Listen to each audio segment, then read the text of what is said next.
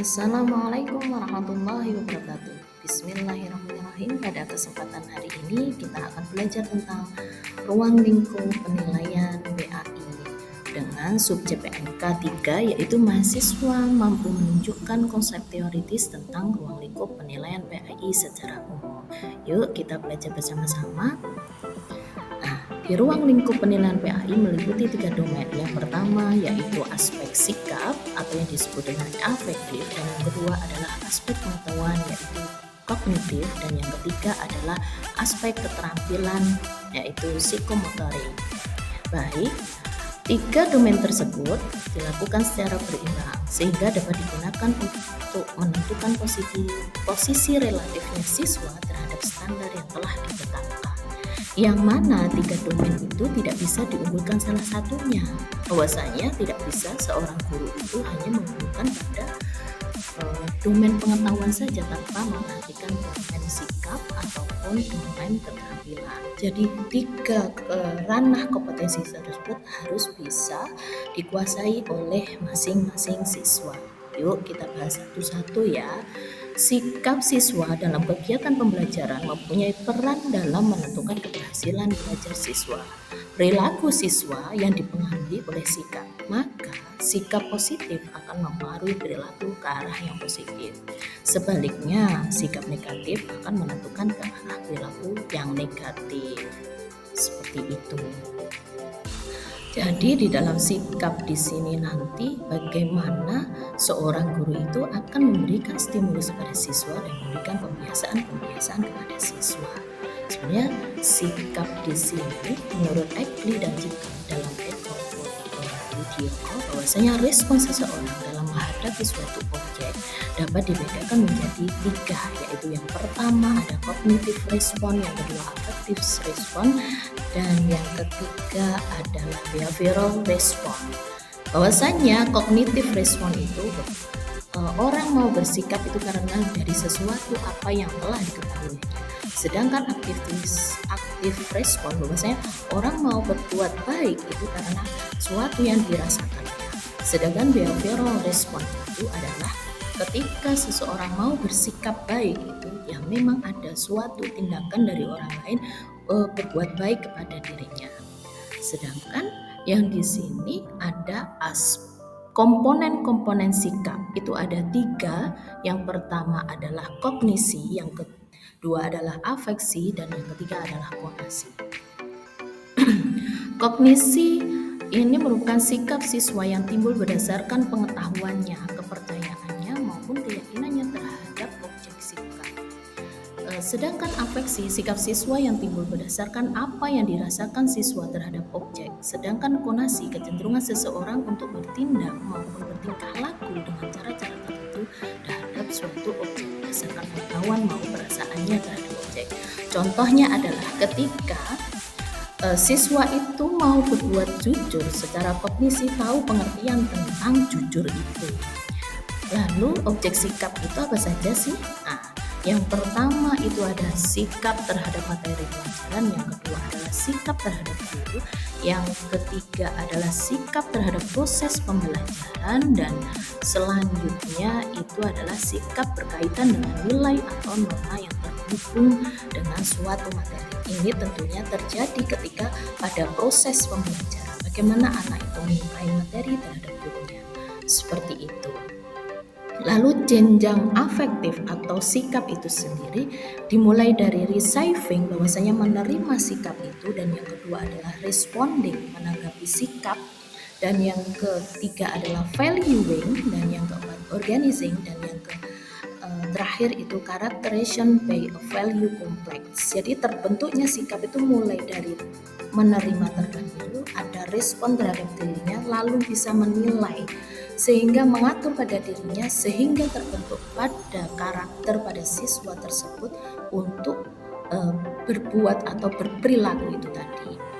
Sedangkan macam-macam sikap itu di dalam pembelajaran dibagi menjadi 2, ada sikap spiritual maupun sosial. Kalau dalam kacamata Islam bahwasanya hablu minallah wa hablu minannas, bahwasanya sikap spiritual itu dibentuk ada yang sebuah beriman kepada Tuhan, sedangkan sikap sosial itu dibentuk adanya bagaimana antara siswa dengan siswa, siswa dengan orang lain di sekitarnya, seperti itu.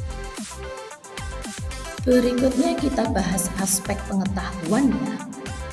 Di sini disebutkan bahwasannya siswa mengikuti proses pembelajaran dalam pengetahuan yang luas, tujuan dan pengalaman mereka sendiri, dan mereka menggunakan semua itu untuk memahami.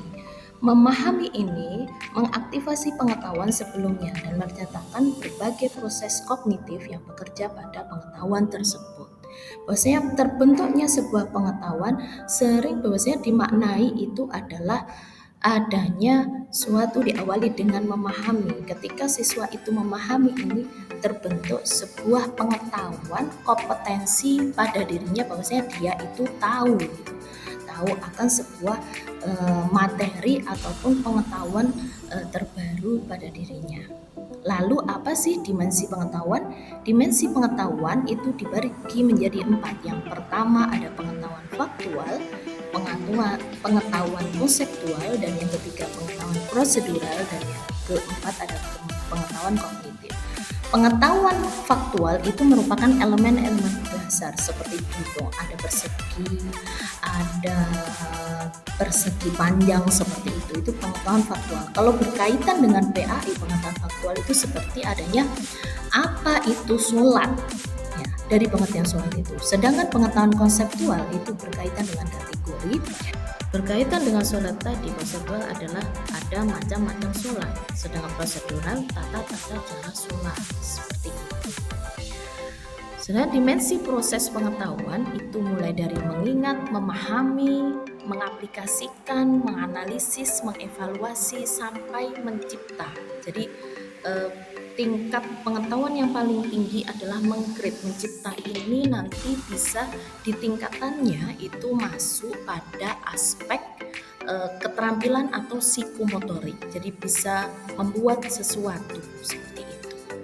Sedangkan aspek keterampilan ini merupakan belajar yang pencapaiannya melibatkan otot dan kekuatan fisik yang merupakan hasil dari aspek sikap dan juga aspek pengetahuan. Hasil belajar kognitif dan afektif yang menjadi hasil belajar psikomotorik apabila siswa telah menunjukkan perilaku atau perbuatan tertentu sesuai dengan makna yang terkandung dalam ranah kognitif dan juga afektif, seperti itu.